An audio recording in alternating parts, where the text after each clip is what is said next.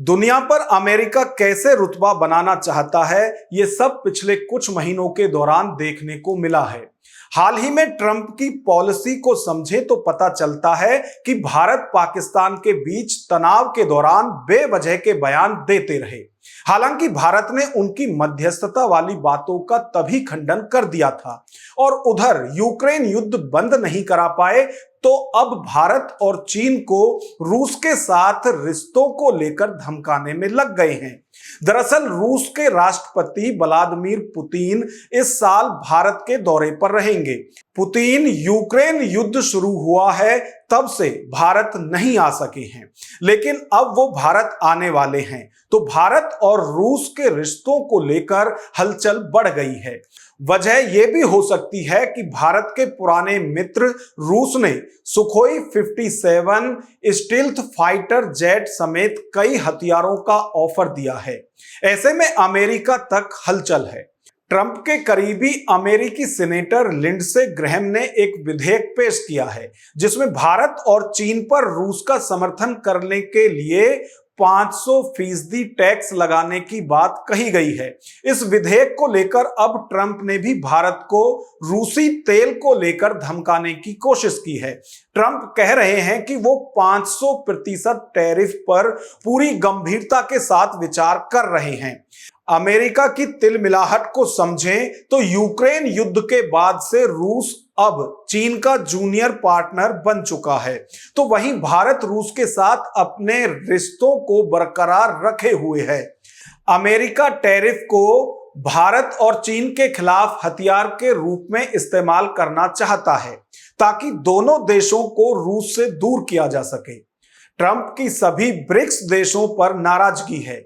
इस बार के ब्रिक्स सम्मेलन में 11 देश शामिल हुए। उसमें ब्राजील, रूस, भारत, चीन, दक्षिण अफ्रीका, मिस्र, इथियोपिया, इंडोनेशिया, ईरान, सऊदी अरब और संयुक्त अरब अमीरात शामिल रहे। इन देशों को मिलाकर दुनिया की लगभग आधी आबादी और वैश्विक आर्थिक उत्पादन का करीब 40% हिस्सा ब्रिक्स के साथ जुड़ता है। दरअसल इस बार सम्मेलन के मुख्य एजेंडों के अलावा टैरिफ पर भी चर्चा हुई थी। देखिए, डोनाल्ड ट्रंप के जहन में नोटिस में अब ब्रिक्स आ गया है, खास करके जब उन्होंने देखा और सुना कि ब्रिक्स में बात हो रही है कि डी डॉलराइजेशन करेंगे, लोकल करेंसीज में डील करेंगे।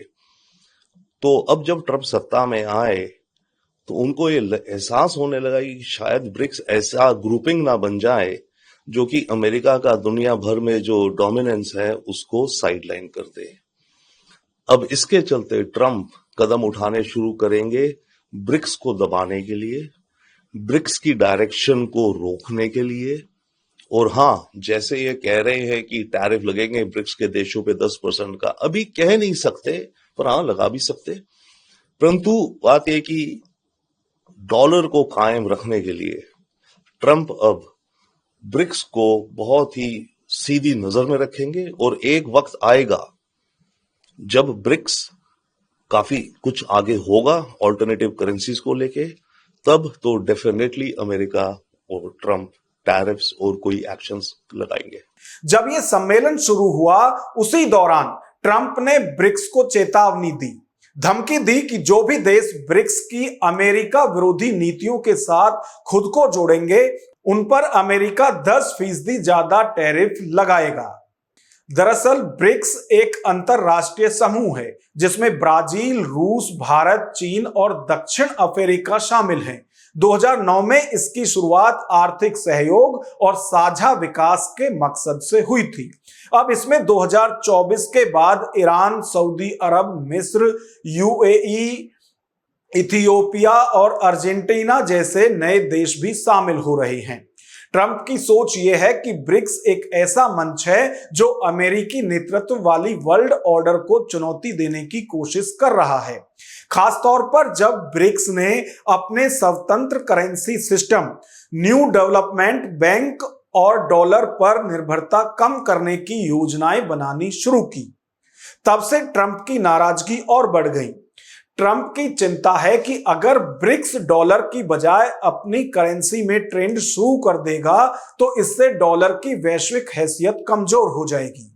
Let me mention about the BRICS cross-border payments, which Meghna has just brought it out, and the debt servicing issues. I think this is a concern post-COVID. As you all know, that countries economically have become weak in the global south, and that is truly the concern of the BRICS countries, because BRICS in some sense, represent global south countries, a multipolarity in its strongest terms, because there is a diversity in the BRICS countries. Trump इसको लेकर तिलमिलाए हुए हैं और हर मामले में टांग अड़ाते दिख रहे हैं। वैसे इस खबर पर आपकी क्या राय है, हमें कमेंट बॉक्स में जरूर बताएं। नमस्कार।